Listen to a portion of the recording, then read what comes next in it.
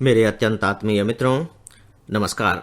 आज 18 जून 2020 है और आज के इस AFEIS के लाइफ मैनेजमेंट में मैं डॉक्टर विजय अग्रवाल आप सभी का हार्दिक रूप से स्वागत करता हूं। दोस्तों, फिलहाल हम लोग डिप्रेशन विषय पर बात कर रहे हैं और मुझे ऐसा महसूस हो रहा है कि आप सब इस विषय को लेकर के काफ़ी सतर्क हैं और काफ़ी संवेदनशील भी हैं। इसका अंदाज़ा मुझे इस बात से लगता है कि डॉक्टर प्रीति अग्रवाल के पास लगातार शाम को 6 बजे से 9 बजे तक आप सबके इतने ज़्यादा फ़ोन आ रहे हैं कि वो 3 घंटे तक लगातार आप लोगों से बात कर रही हैं। हो सकता है कि इस बीच में बहुत से आप सब में से कुछ लोगों को वेटिंग भी करना पड़ता हो, तो यह इस बात का प्रमाण है कि यह विषय आप सबको अधिक व्यावहारिक लग रहा है और स्वाभाविक है कि यदि आप इसे चाहते हैं तो डेफिनेटली मेरा यह फर्ज बनता है कि मैं इस पर अपेक्षाकृत थोड़े ज़्यादा विस्तार से बातें करूं। तो मित्रों, आइए कल की बात को आगे बढ़ाते हैं। कल मैंने अपनी बात की समाप्ति इस बात से की थी कि जो हमारे विचार होते हैं वो बेसिकली हमारे आंतरिक जगत में लगे हुए एक स्विच की तरह होते हैं। जिस तरह के विचार आते हैं उसी तरह के विचार से संबंधित जो केमिकल फैक्ट्री का जो उत्पादन केंद्र है वह ऑन हो जाता है और वहां से उसी तरह के रसों का स्राव होना शुरू हो जाता है और उसका सीधा इम्पैक्ट हमारे चिंतन पर, हमारे आचरण पर और यहाँ तक कि हमारे शारीरिक गतिविधियों पर भी पड़ता है। और मुझे लगता है मित्रों कि आप सबको इसका बहुत अच्छा अनुभव होगा ही। हो सकता है कि जब ये सब होते हों तब आपने उसे उस तरीके से वॉच न किया हो, उस पर उतना ध्यान नहीं दिया हो, आपने सोचा नहीं हो, लेकिन मुझे लगता है कि किसी बात का आपके ऊपर ज़्यादा से ज़्यादा असर हो सके, इसके लिए बहुत ज़रूरी है कि आप उस बात के या उसकी प्रक्रिया से अनुभव के स्तर पर गुजरें, तब उससे वह चीज़ आपके और भी ज़्यादा गहरे उतरती चली जाती है। इसलिए कभी भी जब ऐसा अवसर आता है तो प्लीज़ आप उसे जानने की कोशिश करें, पकड़ने की कोशिश करें। देखिए, मैंने उदाहरण क्रोध का दिया था। ऐसा नहीं कि सिर्फ क्रोध के मामले में होता है। आप कल्पना करके देखिए कि जब आप खुश होते हैं, किसी भी कारण से खुश होते हैं, तब आपकी क्या स्थिति होती है? एकदम आपको ऐसा लगेगा जैसा कि शरीर एकदम हल्का हो गया है। बिल्कुल आप ऊर्जा से भर उठेंगे। बाहर की सारी चीजें आपको अपने अनुकूल दिखाई देने लगेंगी। आप दूसरों से भी बात करेंगे तो बड़े प्रेम से बात करेंगे। इसका मतलब है कि आपका जो अंतर मन है वो मिठास से भर गया है। आप अंदर से मीठे हो गए हैं और अगर अंदर से मीठे हो गए हैं तो देखिए बाहर भी आप मीठा ही बांटेंगे, क्योंकि ये तो सीधा सा देखिए सिद्धांत ही है कि हम दूसरे को वही दे सकते हैं जो हमारे पास होगा। जो हमारे पास होगा ही नहीं वो हम दूसरों को दे नहीं सकते, और जो नहीं होगा ऐसा नहीं कि हम चाह करके उसको वह चीज दे सके क्योंकि हम चाहते हैं कि हम दे दें। उसके लिए जरूरी है कि हमारे पास वह चीज होनी चाहिए। अंदर क्रोध है, हम क्रोध बांटेंगे। अंदर भय है, हम भय बांटेंगे। अंदर प्रेम है, हम प्रेम बांटेंगे। अंदर शांति है, हम शांति बांटेंगे।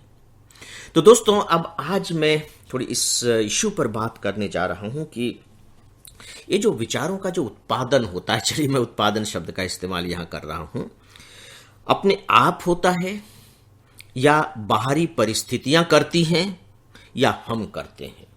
देखिए, 3 बातें मैंने कही हैं। अपने आप होता है, ठीक है, डेफिनेटली अपने आप होता है, इसलिए कि जो मस्तिष्क का जो स्वभाव है वो विचार करना है। सामान्यतया ये माना जाता है कि हमारा जो मस्तिष्क है 24 घंटे में 60,000 विचारों का उत्पादन करता है। 60,000 विचार 24 घंटे में इसमें पैदा होते हैं और खत्म होते रहते हैं।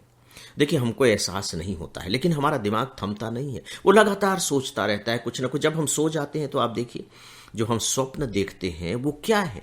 स्वप्न और कुछ भी नहीं, नींद में हमारे दिमाग द्वारा उत्पन्न किए गए विचार हैं। वो इतने उटपटांग तरीके से होते हैं, इतने सिंबॉलिक तरीके से होते हैं कि हम उसका अर्थ नहीं निकाल पाते, लेकिन दिमाग के द्वारा उत्पादित विचार ही हैं। तो ये अपने आप होते हैं। देखिए, अगर कोई प्रकृति का स्वभाव है, जैसे कि विचार करना हमारे मस्तिष्क का स्वभाव है, तो वह होगा ही। अगर हम उसे रोकने की कोशिश करेंगे तो सीधी सी बात है कि हम बेकार का काम कर रहे हैं, हम प्रकृति के खिलाफ खड़े हो रहे हैं, और अगर हम प्रकृति के खिलाफ खड़े होंगे तो उसका खामियाजा हमें भुगतना पड़ेगा।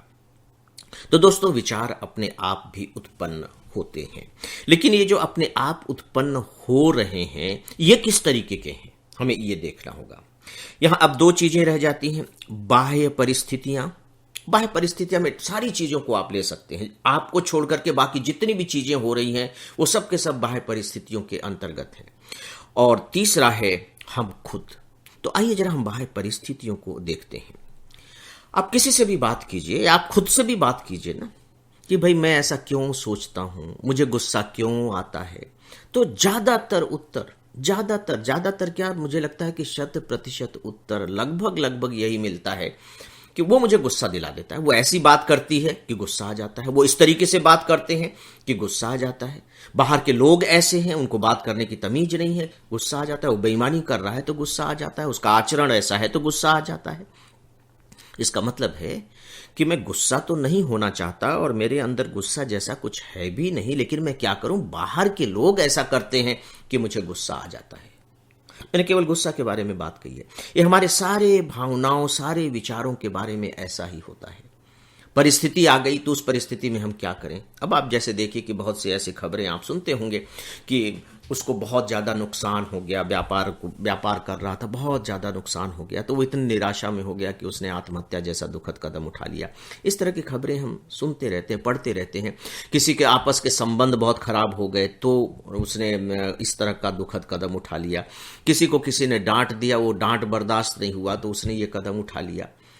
तो अलग अलग तरीके की चीजें हो रही हैं, इस धरती पर हो रही। हाँ, ये बात जरूर है कि 1960, 70, 80 तक का तो मैं बिल्कुल गवाह दे सकता हूं कि उस समय स्थितियां इतनी भयावह नहीं थी, होती थी इक्के दुक्के, कभी कभार इस तरह की स्थितियां होती थी। उस समय डिप्रेशन इतना नहीं था। हम देखेंगे कि ऐसा क्यों था और आज क्यों अधिक इतना हो गया है। तो दोस्तों, अक्सर ज्यादातर लोग अपने सारे विचारों के लिए बाहरी परिस्थितियों को जिम्मेदार ठहराते हैं। अगर ऐसा नहीं हुआ होता तो मैं कोई पागल हूं क्या कि मैं इस तरीके से सोचता? क्या मुझे आपने मूर्ख समझ रखा है? अरे भाई, जब ऐसा होगा तो ऐसा तो होगा ही ना। दोस्तों, सच बात यह है कि बाहरी परिस्थितियां डेफिनेटली हमारे विचारों को उत्पन्न करती हैं, इसमें कोई दो राय नहीं। हम उनसे पूरी तरह से विमुख नहीं हो सकते, लेकिन जैसा कि मैंने कल कहा था, उन परिस्थितियों का विश्लेषण हम कैसे करते हैं यह पूरी तरह से हमारे हाथ में है। कल की मेरी बात को आप याद करने की कोशिश कीजिए, मैंने वर्षा के उदाहरण के जरिए बताया था, उसे याद कीजिए। बाहरी परिस्थितियों से हम विमुख नहीं हो सकते, अप्रभावित नहीं रह सकते, वो हम पर प्रभाव डालेंगे ही डालेंगे, लेकिन उसे हैंडल कैसे करना ये हमारे हाथ में है। जैसे उदाहरण के तौर पर आप देखिए, शायद इससे मेरी बात और स्पष्ट हो सकेगी।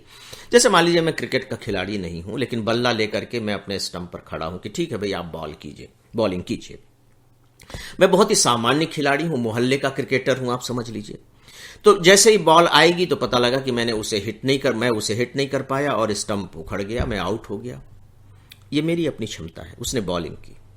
अब मान लीजिए कि विराट कोहली खड़े हैं वहां और वही व्यक्ति बॉलिंग कर रहा है तो छक्के पर छक्का मारेगा। और यहां तक कि अगर दुनिया का बेस्ट बॉलर भी बॉलिंग कर रहा है तो वो विराट कोहली को इतने आसानी से आउट नहीं कर सकेगा। क्यों? तो बॉल तो वही है, बॉलिंग करने वाला भी वही है। तो क्या कारण है कि विराट कोहली उस पर छक्का मार रहे हैं और मैं 6वीं बॉल तक भी नहीं टिक सका, पहली ही बॉल में आउट हो गया और वो भी स्टंप उखड़ गया मेरा।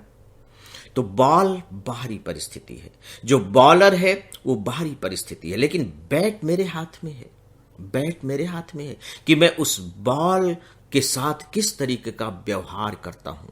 दोस्तों, मुझे लगता है कि जिस दिन हमारी चेतना में यह विश्वास बैठ जाएगा, उस दिन मान करके चलिए कि हमारे जीवन में एक क्रांति की शुरुआत हो जाएगी। तो फ्रेंड्स, आज मुझे अब अपनी बात यहीं समाप्त करनी पड़ेगी क्योंकि वक्त हो चला है। अब मैं आप सबसे आज के लिए इजाजत चाहूंगा। नमस्कार।